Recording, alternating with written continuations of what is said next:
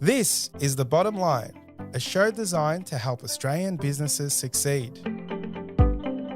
On the show, you'll hear from leading Australian business owners as they share the lessons they've learned building their companies.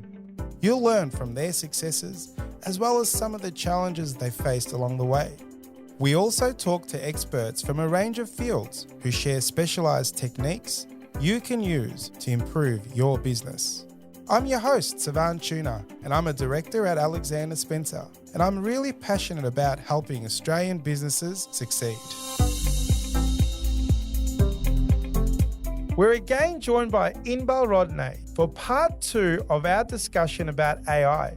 We couldn't fit it all into one episode, so today we're going to finish off our conversation so you can get all the lowdown on artificial intelligence. Let's dive in.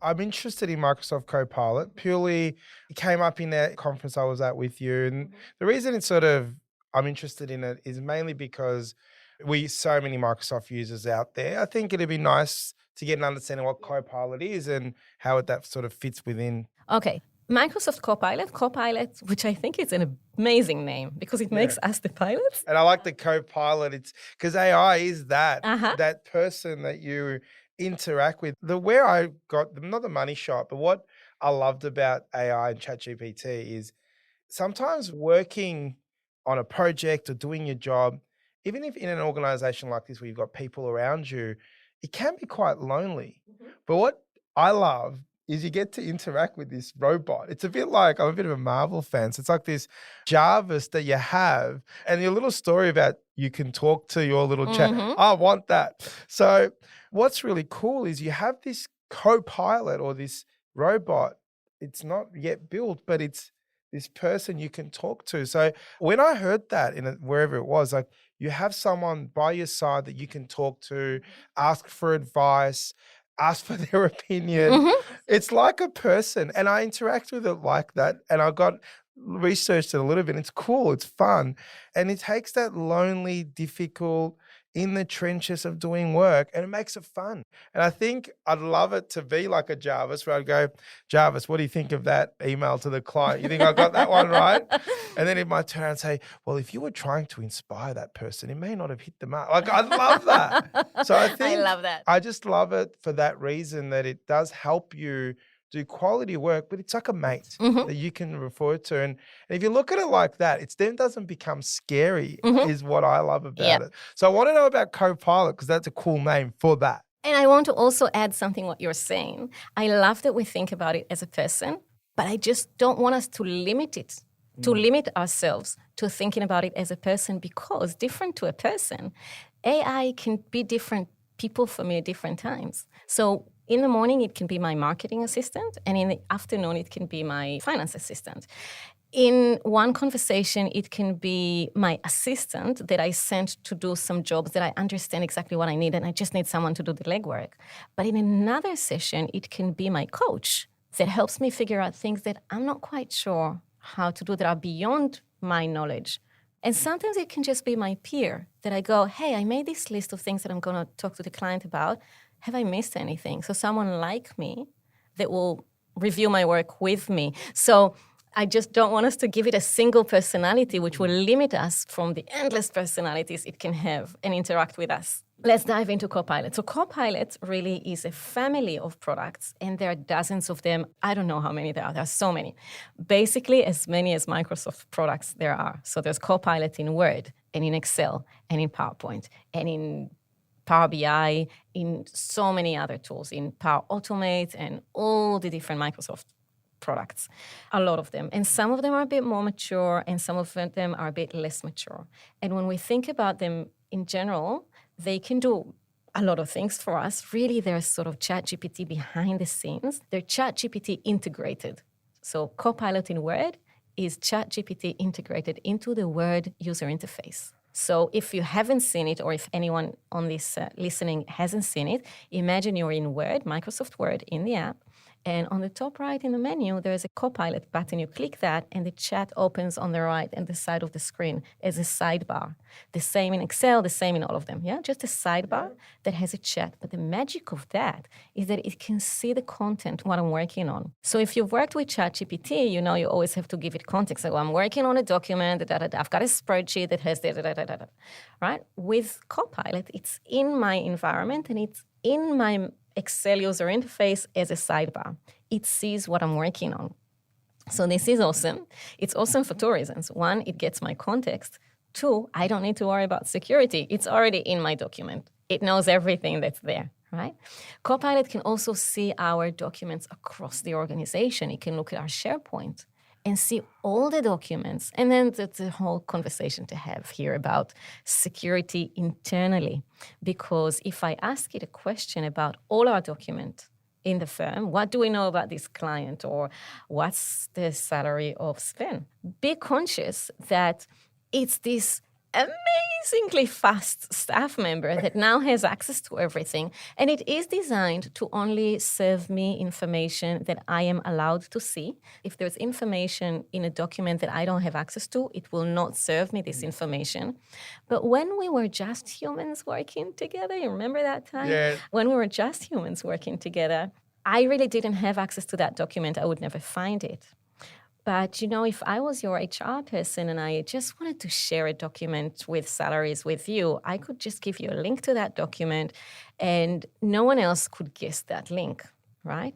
From the point of view of Copilot, this is public in the firm, right? Because anyone with a link can see it. So Copilot will go, oh yeah, she's allowed to see that one. If she had the link, she would have, right? Good, I'll tell her the information. And that's how I know how much you earn. I love it. All right, so we go back to Copilot. So Copilot lives in my Microsoft tool. It has the context of what I'm working on, and it solves my security issues because I don't need to worry about sharing data because it sees my data. And so it's fantastic, and it works across documents. So I can go, hey, Copilot, look at this presentation, draft me a proposal for the client. And also take into account this document, which is my proposal template. Or I can say, take this transcript that we just did, Teams meeting, and it's on Teams as well, right? And make me a whatever for this client. Or go and create my action items in my to-do list. Or where it lives in Team, Copilot in Team can coach me during a session. And it can say things like, hey, you're 5 minutes from the end of the meeting. You might want to start recap. Or, hey, you've been talking a lot and we've hardly heard Jack speak at all, who's in the meeting. So maybe you want to make sure you're... So it can coach me. Amazing, great stuff. But that is fantastic. And I do believe that Copilot is the future of our work and how we will work. Right now, it still seems a bit immature. Right now, being what are we, August 2024, these things change very quickly. Copilot in Excel is quite limited. It doesn't do a lot at the moment. Copilot in Word is a bit slow. So I tried and I copied the same thing to ChatGPT. And by the time Chatty and I finish solving the problem, Copilot just comes up with the first answer. So it's just not quite there yet. Copilot in Teams, I hear great things from people who use it.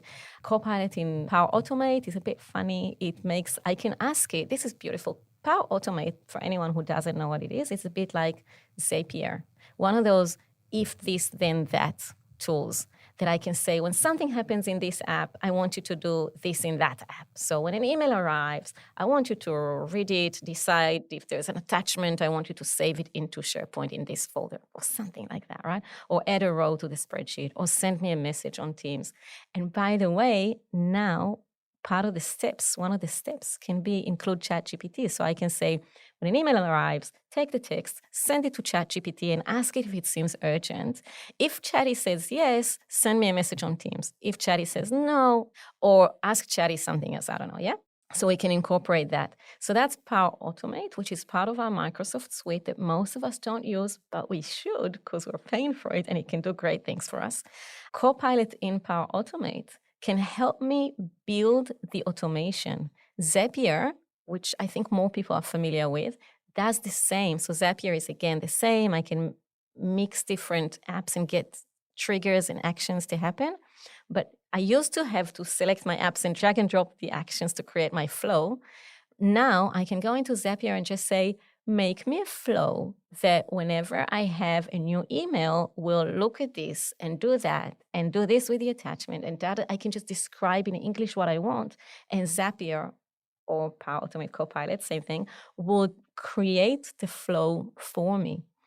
So what the superpower that this is giving us is things that I maybe in the past had to have more experience in order to be able to do, or even hire a developer to write a small script or do something like that. I'm able to do now with my handy, amazing assistant who's happy to chat with me on all these topics.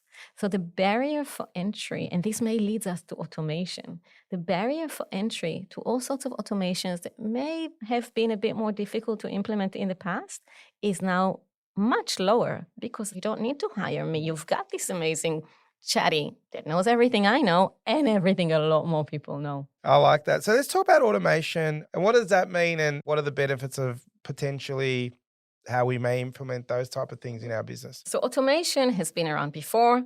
ChatGPT exploded into our lives.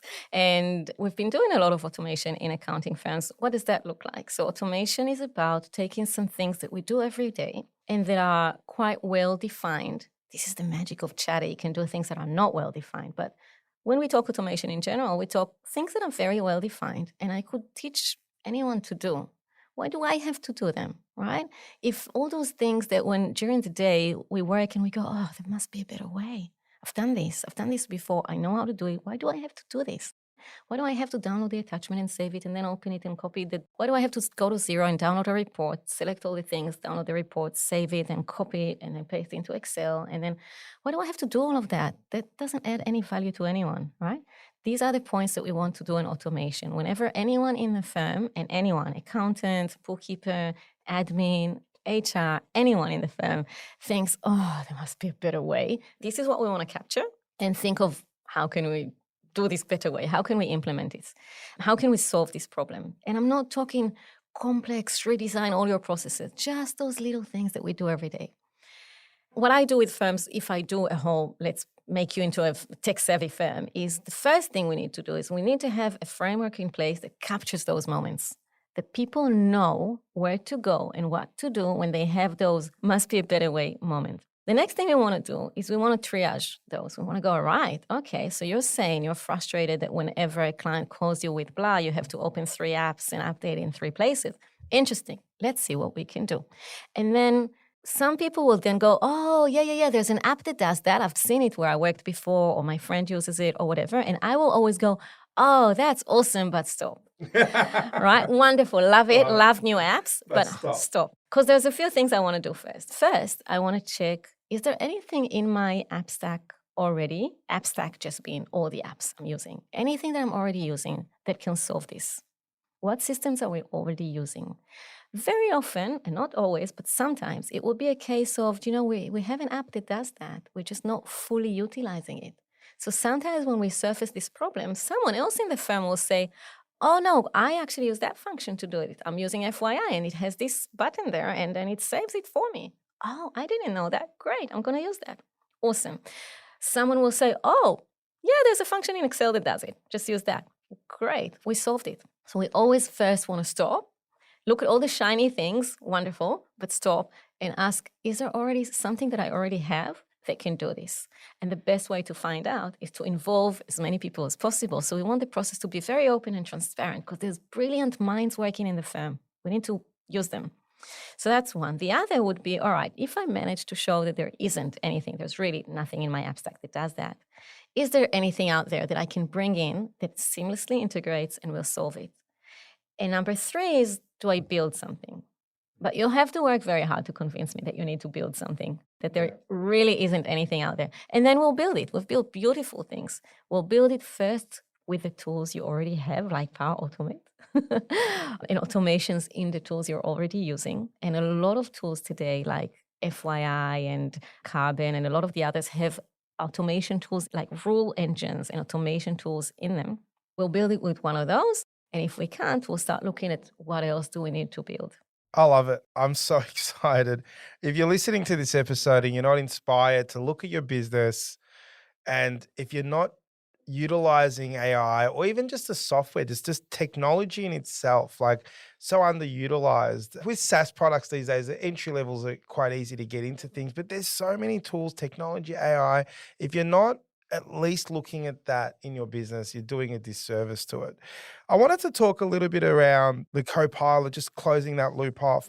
I've not seen it. I've used Microsoft Word and Excel quite a bit. You said that we pay for it already. Is it in the normal subscription or do you have to turn it on or pay for it? How does it work? Copilot, we don't have out of the box. But until recently, we had to prepay it for a year. It's about the same cost as ChatGPT, but you'd have to prepay it for a year. And the tool isn't that great right now. I'm not an expert on all the Copilot products, and I just pay for it. I have, just because I need to be on top and know what's going on there.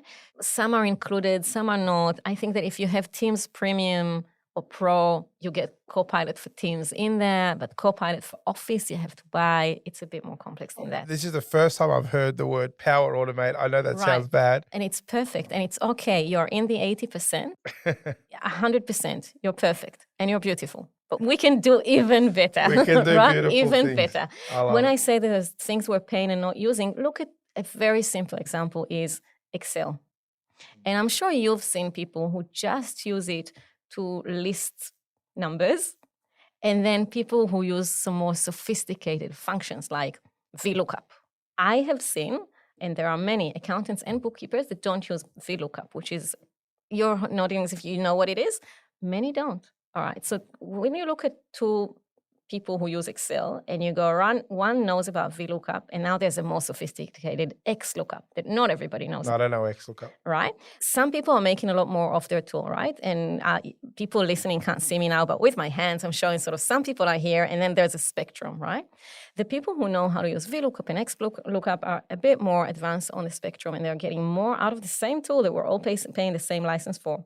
Excel has a magic, amazing, fantastic function called Power Query. More to the right on my spectrum here.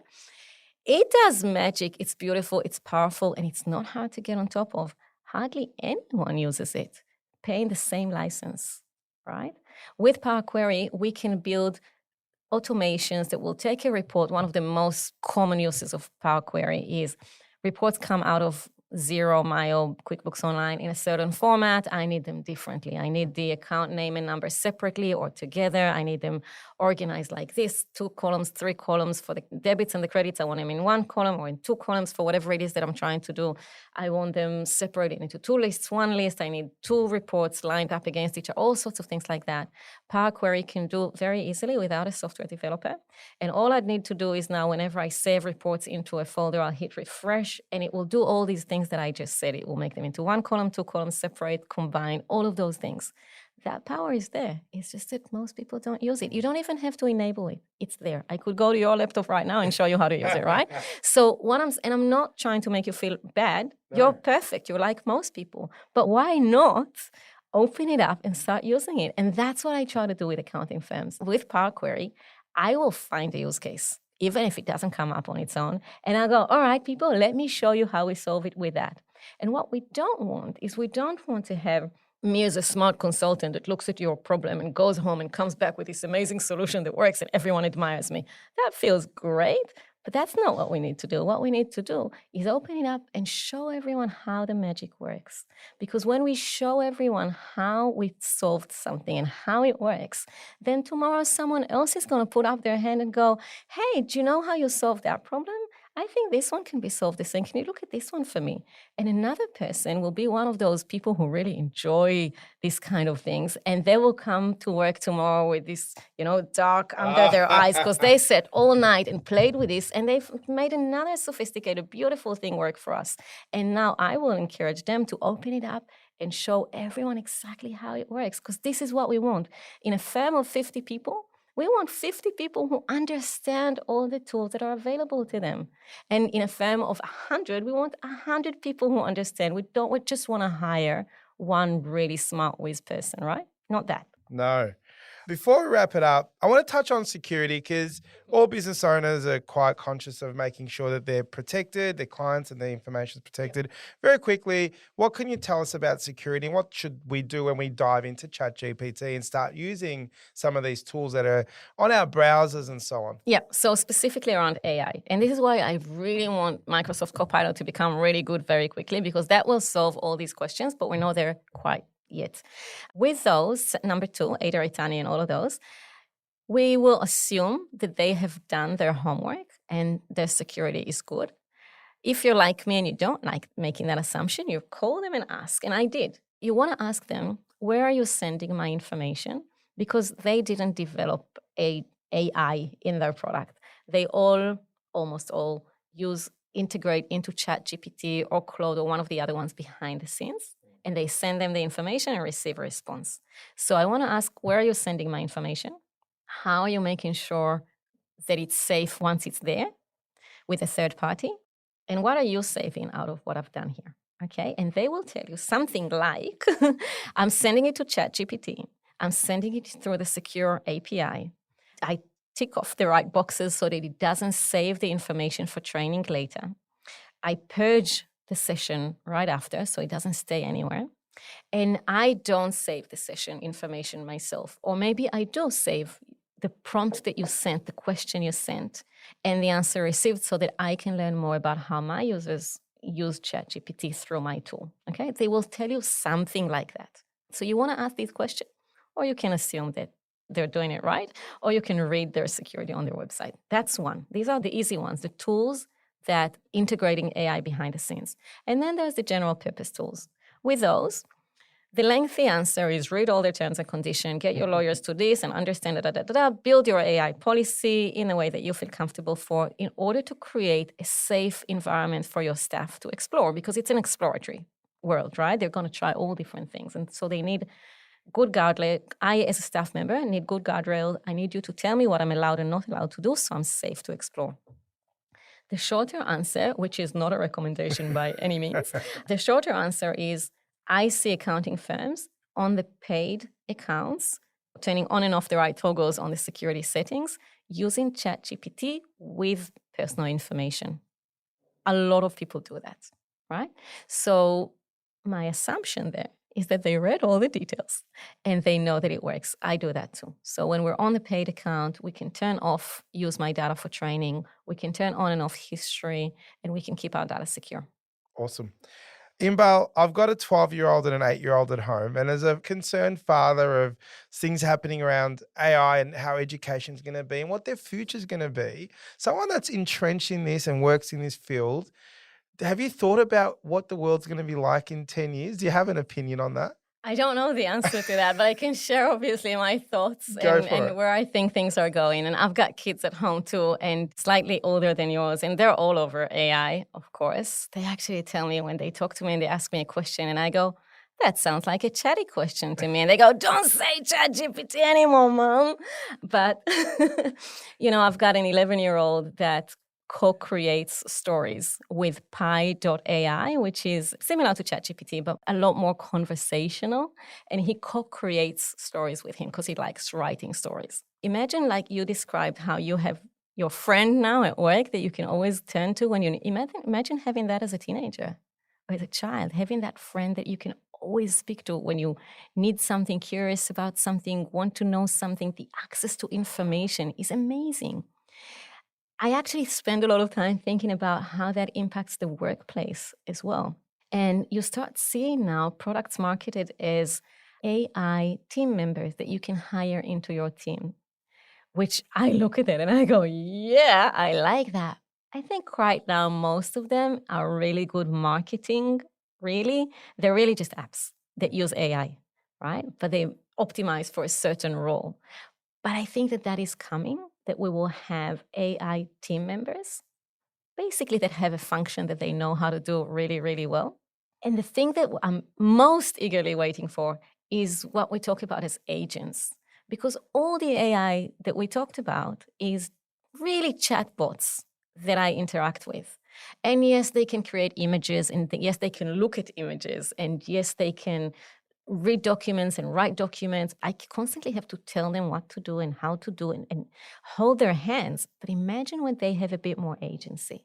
Imagine when I can just say, hey, go and do this and this and that for me. Hey, go and research this for me. Hey, go and find those documents and prepare whatever for me. Hey, go and organize this in my calendar. Just imagine they could see my screen and see what I'm doing. And it's coming. I'm not making this. It's not my creativity. These are things I'm seeing, reading about, yeah? Imagine they can look at my screen, know my world, know all the conversations I've had, and know all these documents I've written, and know all the articles I've read, and know all the conversations that they've been listening and transcribing for me, right? And I can just talk to them in my context and say, hey, I'm going to the podcast tomorrow. What's the name of the street and where is it and where am I going? And what's the name of the guy? Yeah, wow. And what did he say he was going to ask me? And let's role play. And I don't need to give any context. I think it's going to be beautiful. And I know that there are things to worry about. I know that.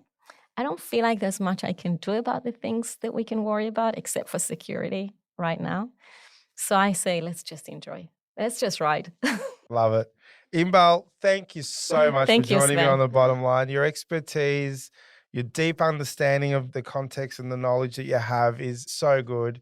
I've loved this. You've inspired me to do more. I don't have a AI policy. I'm going to implement that.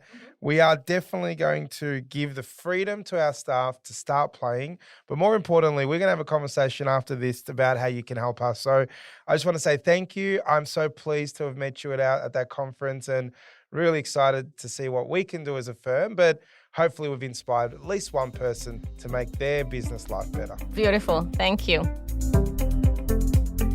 This is The Bottom Line, a show designed to help Australian businesses succeed. This podcast was produced by accountancy firm Alexander Spencer. At Alexander Spencer, we've been helping business owners realise their goals since 1952, and we play a pivotal role in developing, implementing, and supervising the business goals and strategies of our clients. To find out how we can help your business succeed, head to our website, alexanderspencer.com.au. To make sure you don't miss an episode of The Bottom Line, be sure to subscribe to or follow the show in your podcast app. And while you're there, leave us a 5-star review. It really helps others find the show. I'm Savan Tuna, and we'll be back next episode with more tips to help you transform your business. And that's The Bottom Line.